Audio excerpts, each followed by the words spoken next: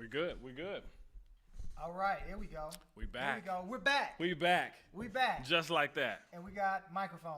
Come on. We're And feeling not official taking now. selfies, you know. Absolutely. We had the selfies at first, but then we had to get the microphones. Come on. So now we are official. There we go. The Student Midweek Live is right there. So we just gonna jump right back into the conversation. So Yeah. you was talking about your story this weekend. Yeah, it's been crazy. You had like a 5-minute wait at the stoplight. Yeah, Now, that's how been. long is the stoplight supposed to be? I would say 2 to 3 minutes. I mean, I literally felt like I was being getting patient at this point, but it never turned. And God so I was literally testing got out. He was.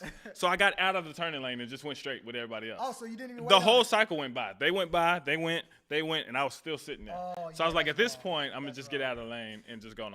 Yes, sir. I probably think somebody was in a control booth somewhere. Like, Right, exactly. We're gonna make this person wait. Yes. We're gonna make this person wait. Absolutely. Yeah, Absolutely. That's crazy. So I had a weird car story too.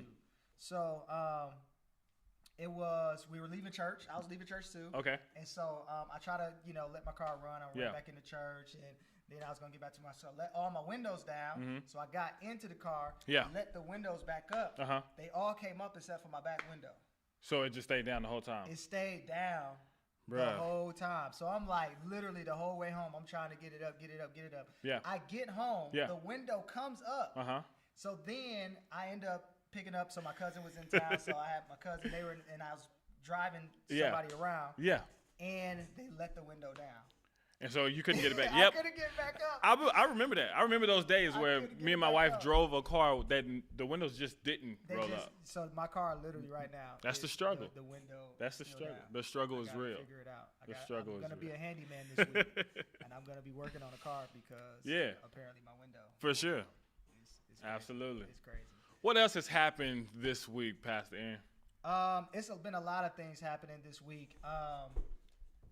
Weird things, but then also just on a more serious note, there's Yeah. been some crazy things happening in the news. And Yeah. if you've been paying attention to social media and if you've been watching the news lately, Yeah. you probably have seen a lot of the things that have hit the headlines. Yeah. So one of the things, and you probably know about this. I don't know if you guys know about this, but the passing of DMX. Man, absolutely. That was I was a surprise. It was a Yeah. surprise. I wasn't prepared. Yeah. Yeah, it's just Absolutely. I wasn't Absolutely. prepared for that. Yeah. I wasn't prepared for that, man. And so Man. first of all, I don't know. Does anybody even know? Do y'all even know who DMX is? I Man. just need to do you even I know would who? love to know. Do I you would know love who to know. DMX is? So we already kind of canvassed the room already. Mm-hmm. So Raven, you know who DMX is. Come on. Okay, so she's a high school student. She knows who he is. Yeah. We already know our two producers. They know who DMX is. Yes. Ethan, he's He like a little bit. I don't he's know like, for sure. so we I asked heard of this Ethan guy. earlier. He was like, yeah, I heard my dad talking about it. And I was just like, okay, you just made me feel so old. You just made me feel so old. Like, Yeah. yeah. So I don't know. I don't know if you heard of DMX, but he's this famous rapper. He's been rapping for a long time, Yeah. and he hasn't been making music in a while, but he's still like known for his music.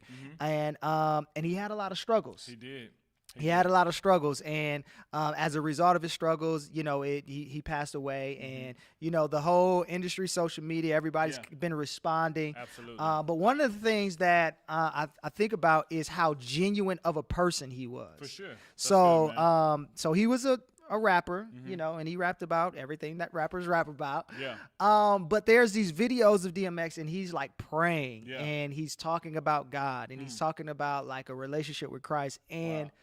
like it seems so genuine. Yeah. Yeah. It seems so genuine, and so and you were telling me a little bit about like just his stories of how Yeah, he got like on that wrong path. Absolutely. So the crazy thing is DMX actually had been rapping at such a young age that he was hanging around the wrong group of people, to be completely honest, and got a hold of some drugs. Wow. And so with getting a hold of some drugs, it actually took a toll on his life for the rest of his life, but just simply being at the wrong place with the wrong people at the wrong time. Wrong And so place. my question is, what does that look like for this generation as far as being with the wrong people at the wrong place at the wrong time? And how can the people that we hang around influence our life? Wow. Yeah. Yeah, I think that's big. I think that's a big question. Absolutely. Yeah, and I think you were saying that the person that Yeah. what I've heard is that he was tricked. Yeah. So he was tricked into drugs, and he shares the story, so you can probably find it online. He was tricked into it, but he was tricked by a person Yeah. that was close to That him. was the closest to him, his producer. Yeah, I believe it was producer. his Yeah, producer. a person that it was supposed to be his friend, that's Yes. supposed to be looking out for him, and kind of just trajectory of his life kind of just went At the age of 14. Yeah, wow, man. Man. That's crazy. That's crazy. Struggle. So like you said, the first question is like just who's in your circle. Yeah. Like, so let me ask, like, who are the type of people Yeah. that you would want in your circle? That's it. Right. Who are the type of people that you would want in your circle? And Yeah. so your influence comes from the people you hang around. Yeah. That's what Raven said. That's definitely true. So who are the people that you want in your circle? And another question that I thought about was, what's your responsibility Yeah. for your friend circle? Absolutely. So the circle that you're in, what's your responsibility to the people that you call your friends? Absolutely. I think growing up, my father would always tell me, you're the result of those that you hang out with. Ooh. And so for me, I had to be very careful who I place myself around. So I was an athlete growing up. And so hanging out with athletes, we have a specific stereotype. Yeah. As jocks or not paying attention in school Yeah. or, just coasting through high school or whatever. But I was willing to try to prove that I can go against the grain. But Yeah. I'll be honest, there was times where I was hanging around with the wrong group of people and got placed in situations that I'm not proud of, Yeah. And so, the people that you hang around with, you are the result of that. And so, Yeah. man. So, you made me think about, like, when I was in school, like middle school, and especially in high school. So high school, I was like, I was like a chameleon, I would say. You know what I mean? So, like, any type of friend group that you would put me around, I could, like, Blend in. relate. Yeah, I could blend in. And so Absolutely. that was kind of my thing in high school. I would, I could hang out with the popular kids, but I was also cool with, like, the kids that wasn't so popular. Yeah. I was cool with the athletes.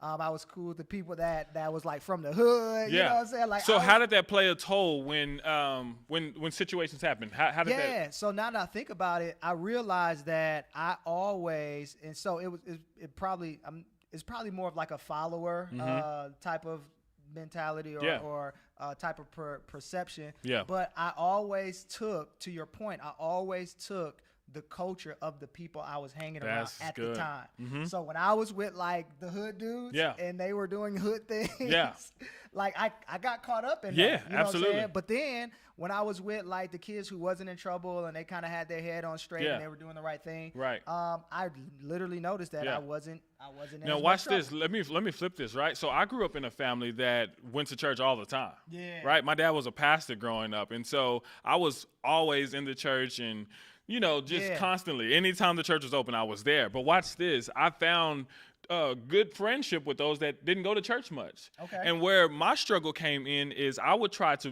bring them to church, but my influence wasn't as strong as their influence on me. Oh, yeah. Oh, So that's a good I one. literally would try to pull them, hey, come to church with me, and they would, Yeah. but they wouldn't get as much out of church based off of my lifestyle like I Wow. did based off of their lifestyle. Wow. And so I found myself struggling between, hey, I'm pulling them to Christ, Right. but they're also pulling me away. Yeah, and I think that's a big deal, man. Yeah, I think it that's is. a big deal for a lot of students who, like, they go to church. Yes. They're trying to honor God and they're trying to be just a good example, right? sir. Or just trying to, because all your friends ain't gonna be Christian friends. Like, Right. we know that how that works, right?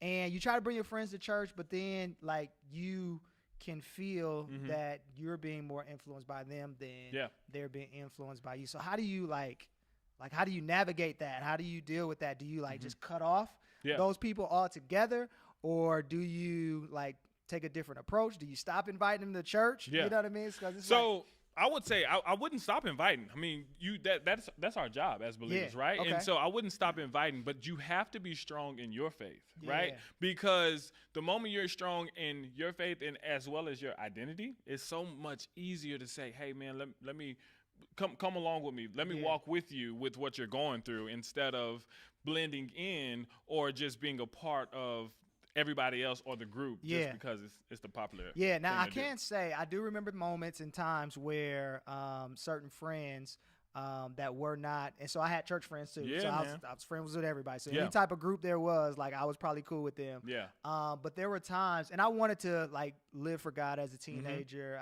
I accepted Christ as a teenager, and I do remember times where certain friends, they would like get into a jam or they would go through a certain struggle. Yeah. And they would like come for like almost kind of like spiritual advice and spiritual guidance. And so I remember moments like that, and those were the moments that let me know, okay, this is my responsibility. Absolutely. In this friendship, this is my responsibility, and That's I can't, good.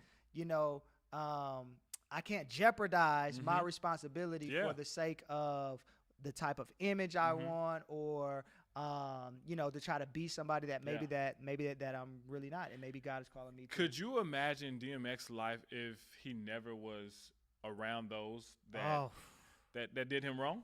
Yeah, I mean, just like listening to his prayers, Yeah. man, and listening to, and I don't know where he was in his walk. I never heard a confession or anything like that, so I can't say where he was on the right or on the left, but it just seemed like he was so genuine, and he was so passionate about it. And man, if that's how he was, and with a struggle, For sure. just imagine. Yeah, I think he would have such a maybe an even more crazy impact. Absolutely. You know, if he had the right people around him. So what can we say to students to challenge them to have the right people around them? Yeah, so I think the two questions that we ask, I think number one is, who's in your circle? That's good. Right? So you have to ask yourself, who's in my circle? You got to know who's there. And whether it be, you know, friends who are church friends, or friends who are good role models, or whether it might be the people who are kind of far from God. And that's okay. We're not saying that you should have either or, but you got to know who's in your circle. Yeah, absolutely. Right? You got to know who's in your circle. And then the second question is, what's my responsibility? So now that I know who's in my circle, now that I know what kind of friends I have, what is my responsibility in this friendship? Am I just supposed to go along with what everybody else is doing? Yeah. Or do I have a responsibility to speak up about certain things, to invite myself into speaking, to, That's good. you know, maybe some of the struggles that my friends are having, to invite them to church? You know what I mean? Like, is that my responsibility? And I think part of that is, you know, and you have to discern, like, what is that? What is that for you as a particular, as a friend? That's good, man. That's real good. That's real good. So I'm going to jump in the comment here. Raven, she said that along with inviting, you can pour into them in the moment and in the same environment.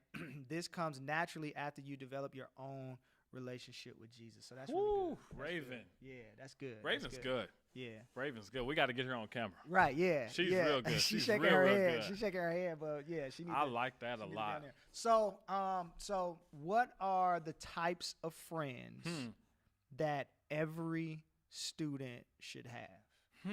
What are the types of friends? And this is what we want to share with you before we hop off of here. The types of friends that every single student should have. And so the first type of friend that I think every student should have is a friend who's thriving. I like so that. Everybody needs a friend who's like, all your friends can't be like jokers, you know what I'm saying, that ain't all into no good, right? Yeah, somebody got to be heading in the right direction. Somebody can be heading in the right direction, right? And it can't just be you. You can't be the only one heading in the right direction. Absolutely. Everybody needs a friend, somebody in the friend group who's thriving.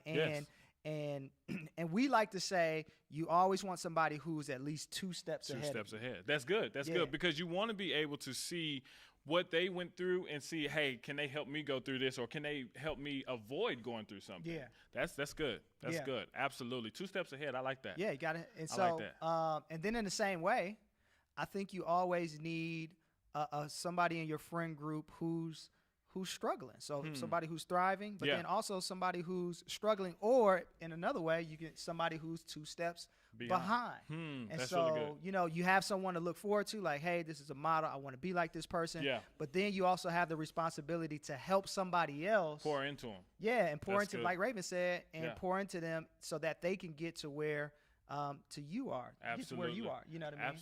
I completely agree. And So- I love that. I love that, to the point of I can look back over my life and see, hear my father's voice, when he would always tell me, as a young man, when you get older, stick around folks with snow on the roof. And so I never understood what I that like meant. that. I like that. Until now that I'm a man. I'm 29 years old, but I literally remember my father saying that, and it makes sense now. Stick around with folks with snow on the roof, with some wisdom. Some wisdom. Wisdom. That's what that means. Absolutely. So snow on the roof means wisdom. You kind of sounded like your father. You said, when you said my father. That's it. I don't know what that's that East Coast. That's there. it. That's that Philly right there. West Texas. West Texas. Yeah, okay. man. That's the country. You said that's my father. Yeah, you know what I'm saying? With a little snow on the roof.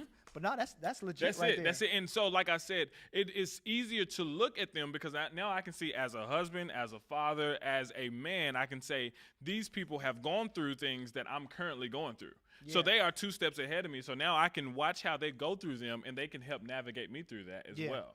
And so now that I can do the same thing for the person that may be 2 steps behind me, pull them along just based off of someone else that did the same thing for me. Yeah. And then you had one more that you shared, and you said that we all should have a friend that we can celebrate. Yeah, man.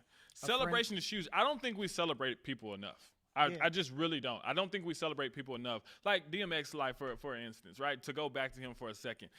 It's crazy how many fans came out after the passing of him. Yeah. But the whole time he was alive and struggling, no one. We didn't hear about all. You know what I'm saying? And I can't say that no one, tried to help him along his journey because I don't know his inner circle. Yeah. But as a true friend, if you see your friend struggling, you have to be able to go there. Yeah. You have to be able to say, I need to put my needs aside, and their needs now need to become my concern. Yeah. Oh, that's good. That's huge, man. So I think you need someone in your corner to say, I got you no matter what you go through. And there's nothing you can do to me to make me not like you anymore. That's good. That's true love, man. That's true love. That's true friendship. So that's a person that's thriving. Yeah. A person that's struggling. Yes.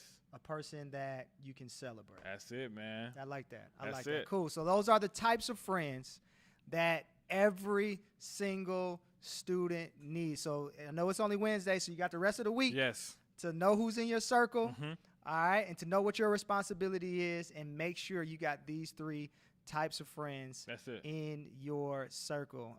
The Bible talks about this. There's a story. There's plenty of examples in the Bible, but there's a story of the Good Samaritan, right? There's a story of Solomon and how the influence of people that he had in his circle and how that impacted his life. The Good Samaritan guy who was robbed, the people who impacted his life. And it all comes down to love thy neighbor as thyself. That's it, man. Love thy neighbor as thyself. And so it doesn't, anybody could be in that circle. Yeah. But you just got to know who they are. That's and it. make sure you have the right people there. So I love that, That's man. good. Listen, man, we love y'all. Thanks for being a part of the midweek show. We got Pastor Kendall, man. Here Man, for I the loved first it. time. We're going to have him back I loved as it. well. But make sure you guys tune in. We'll be here next week.